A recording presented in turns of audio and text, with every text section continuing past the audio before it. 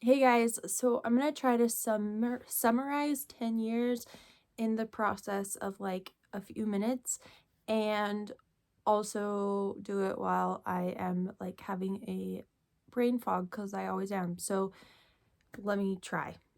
um, I wanted to explain like kind of what I'm actually dealing with because I know nobody knows. I've been really private about it. And even now, like asking for donations and getting the surgery ready, like nobody still really knows what that means or what that looks like, having cranial cervical instability. So I wanted to kind of give you a quick history. So for 10 years, I've been dealing with chronic illnesses that have been impacting my life by quite a bit. So I have Ehlers-Danlos Syndrome, which is a connective tissue disorder, meaning that my connective tissues don't hold everything together in the proper way. And so I dislocate joints a lot, but it also just leads to a lot of other health complications like endometriosis and POTS. POTS is a type of tachycardia, so anytime I go from sitting or laying down to standing up, my heart rate jumps about 60 beats above what it was. So usually my heart rate's between like 70 and 80, and when I stand up, it's in the 140. So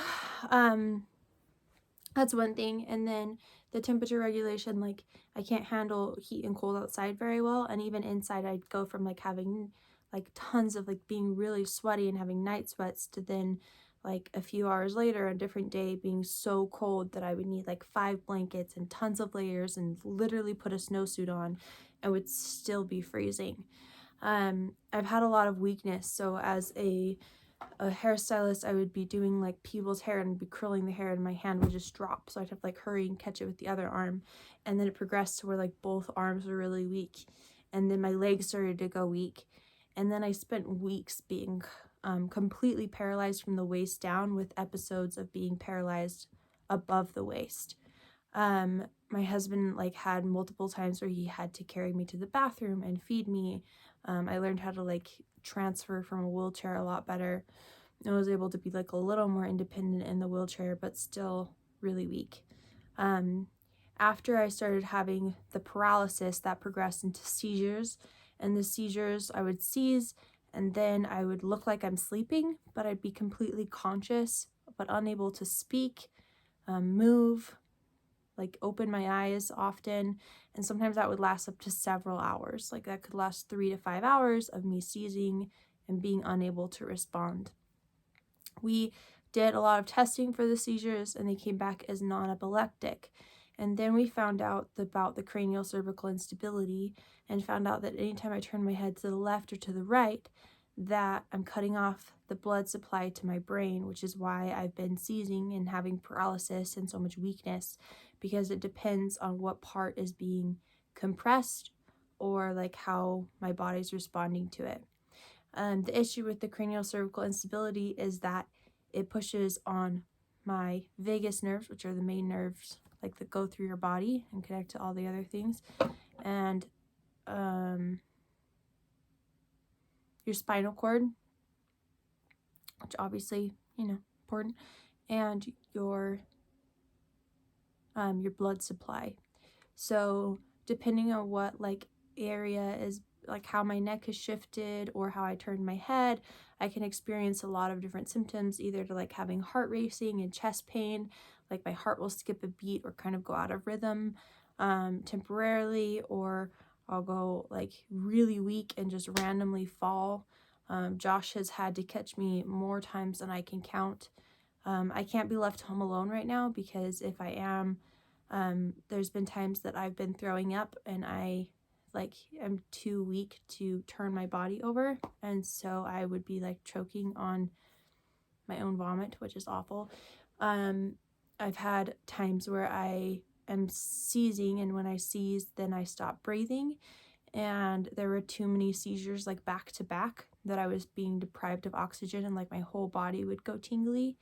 So at that point, we had to call an ambulance. By the time that they got here, my oxygen had kind of regulated. They said I was just hypoxic from having the seizures so much.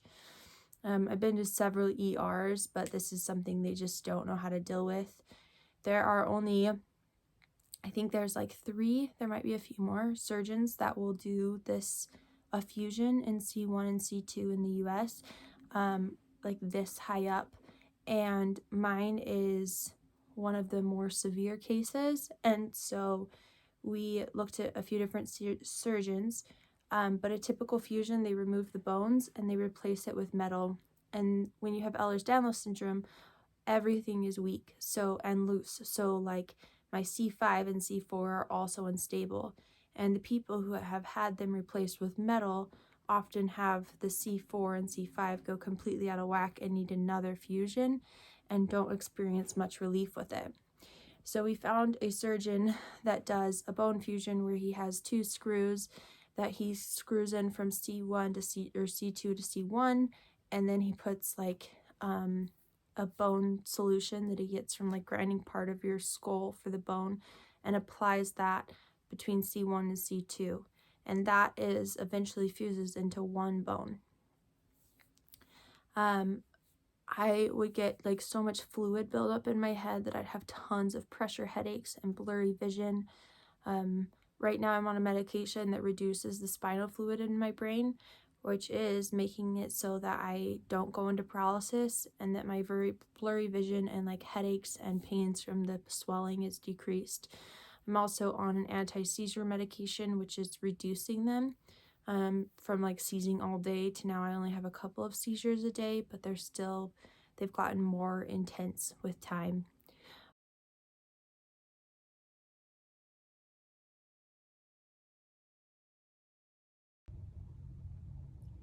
For documenting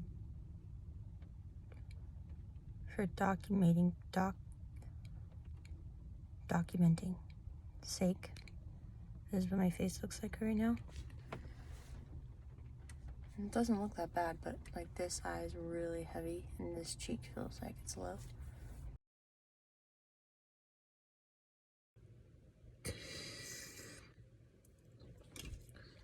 This isn't something I necessarily want to document. I just keep feeling like it's necessary. I've been paralyzed all day, unable to use my legs, and I'm finally able to walk to the kitchen to get some food, and now my leg is stiff. And the truth is, I don't know what's gonna happen.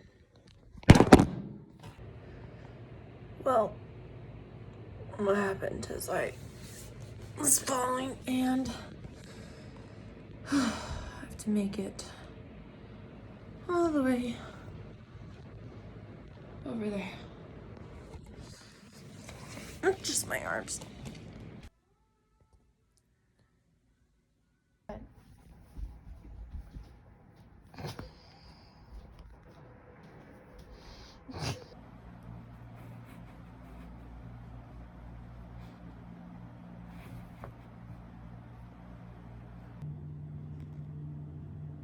Just stuck here on the bathroom floor.